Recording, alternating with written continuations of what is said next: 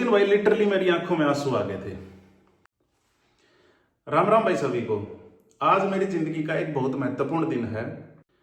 आज से ठीक 15 साल पहले 2010 में मैंने अपने प्रोफेशनल करियर की शुरुआत करी थी। इन 15 सालों में बहुत सारे अप एंड डाउन्स देखे, बहुत चैलेंजेस आए, बहुत सारा स्ट्रगल किया। भाई सबसे पहले तो मैं अपनी कंपनी के ओनर हितेश सर और स्वर्गीय श्री संदीप सिंह यादव जी का बहुत बहुत धन्यवाद करता हूँ।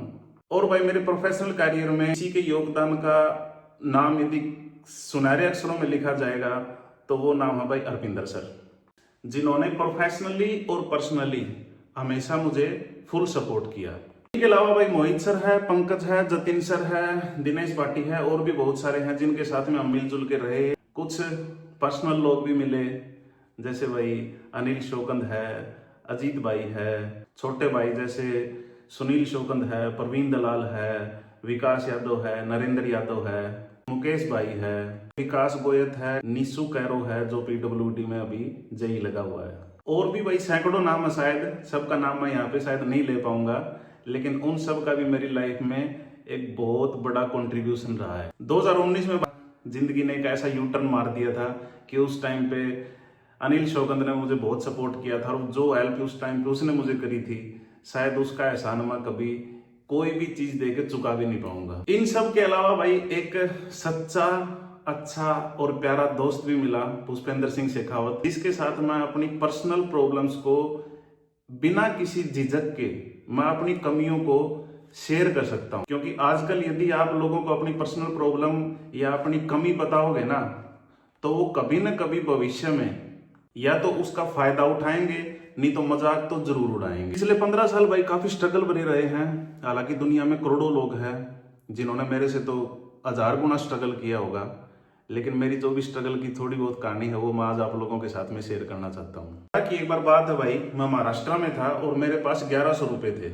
1000 का नोट था और एक 100 का नोट था। डिनर करने के बाद में मैंने 100 रुपए उसको दे दिए और मेरे पास 1000 का नोट बचा। वो 1000 का नोट लेके मैं टिकट काउंटर पे गया और मैंने बोला कि भाई मुझे दिल्ली की एक टिकट दे दो। भाई 1000 का नोट है तो ऑब्वियसली हर कोई उसको एक ऐसे करके देखते हैं ना, तो वो उसने देखा तो उस 1000 के नोट में ऐसे एक कट लगा हुआ था और उसके ऊपर टेप लगी हुई थी। तो उसने बोला कि भाई ये नोट नहीं चलेगा। एक रेलवे पुलिस का एक जवान खड़ा हुआ था, मैंने उसको भाई अपनी आप बीती सुनाई, ट्रेन भी आने वाली थी, तो उसने बोला कि भाई यहाँ पे किताबों की दुकान है, तुम उसके पास चले जाओ, वो शायद तुम्हारी मदद कर दे।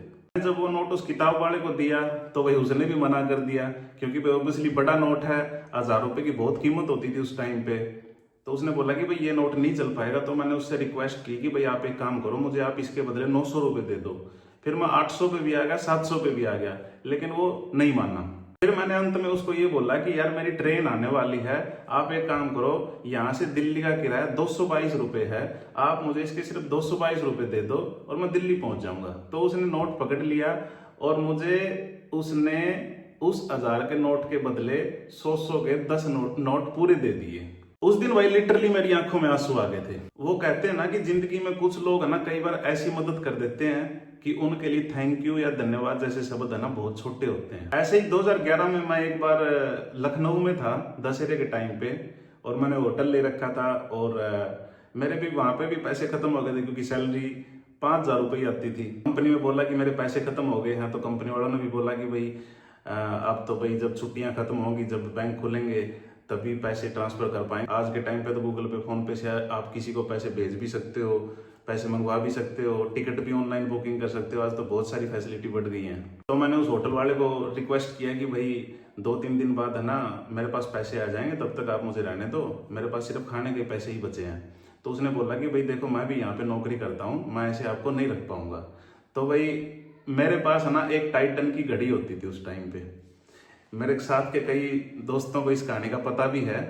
तो मैंने उसको बोला कि भाई तुम ये घड़ी रख लो, घड़ियों का मुझे बहुत शौक है शुरू से ही। तो वहां पे मैंने होटल की पेमेंट करने के लिए मतलब अपनी घड़ी को एक बार गिरवी रख दिया था। 2019 में ही फिर मैं नाइजीरिया गया था। नाइजीरिया में भाई मेरा वीजा लग गया था। वीजा लगने के बाद में जब आप किसी कंट्री के अंदर एंट्री करते हो तो वहां पे है ना पे स्टैंप लगती है। एक स्टैंप वैलिड होती है 1 महीने के लिए या 2 महीने के लिए, या according to your type of visa. तो मुझे 1 महीने से ज्यादा हो गया था और मेरी स्टैंप जो है वो 1 महीने के लिए वैलिड थी और मुझे उस चीज का पता नहीं था। तो मेरी वो स्टैंप जो है एक्सपायर हो गई थी। फिर जब मुझे बाद में पता चला तो मैं ये मान लो 1 हफ्ते तक उस कंट्री के अंदर बिना पासपोर्ट के रहा था। विदेश में आपके पास और कुछ हो ना हो, लेकिन एक वैलिड पासपोर्ट और वीजा आपके पास जरूर होना चाहिए, अदरवाइज आप इलीगल हो। ड्यूरेशन में हमारे साथ के 2 इंजीनियर, एक स्कॉटलैंड का और एक कनाडा का, वो दोनों किडनैप हो गए थे और उनको 1 महीने के बाद छोड़ा गया था। तो उस टाइम पे भी काफी डर के माहौल में मैं वहां पे रहा था। एक बार मैं ऐसी ही कुछ कंडीशन में म्यांमार में भी फंसा था। जब प्रोफेशनल करियर की शुरुआत करी तो काफी सारे नेगेटिव लोग भी मिले। किसी ने ये भी बोला कि फैक्ट्रियों में धक्के खाता हुआ घूम रहा है, किसी ने ये भी बोला कि सरकारी नौकरी तो इसको मिलनी नहीं है, खेती इसके बस की है नहीं, इसलिए प्राइवेट सेक्टर में धक्के खा रहा है। लेकिन ऐसे नेगेटिव लोग भी होने जिंदगी में बहुत जरूरी होते हैं, क्योंकि है ना, negative peoples are the best motivator. एक चीज जो मैंने सीखी वो ये है कि भाई गलती करना कभी भी गलत नहीं है, गलती को रिपीट करना सबसे बड़ी गलती है। और जो इंसान ये बोलता है कि मैंने अपनी जिंदगी में कभी कोई गलती नहीं करी, तो उसने कभी कुछ ट्राई नहीं किया। इन 15 सालों ने भाई बहुत कुछ दिया है। 8-10 देश भी घूम के देख लिए हैं, पूरा भारत भी लगभग सारा घूम के देख लिया है। काफ़ी स्टेट में तो मैं बहुत रहा हूँ, जैसे पश्चिम बंगाल है, उड़ीसा है, कर्नाटका है, महाराष्ट्र है, उत्तर प्रदेश है।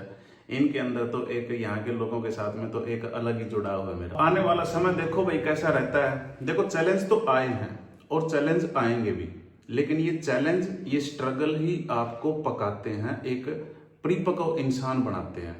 और एक बात भाई जो मेरे माँ बाप और दादा ने सिखाई है कि भाई हमेशा अपनी मेहनत और ईमानदारी का खाओ। मेहनत और ईमानदारी का खाओगे तो उससे भगवान भी खुश रहेगा। और जिंदगी में भाई यू टर्न आना भी बहुत जरूरी है, डाउनफॉल आना भी बहुत जरूरी है। क्योंकि जब डाउनफॉल आता है ना आपका, तब आपको पता चलता है असली इंसान की पहचान का, कि कौन आपके साथ में एक्चुअल में है और कौन आपके विरोध में है, कौन आपकी टांग खींच रहा है। और सबसे ज्यादा आप अपने डाउनफॉल के टाइम पे ही सीखते हो। तो भाई एक बार फिर से जितने भी मेरे साथ जुड़े हुए हैं लोग, उन सभी का तहे दिल से धन्यवाद। सबको राम राम। किसी का कोई टेक हो तो कमेंट करके जरूर बताना। धन्यवाद।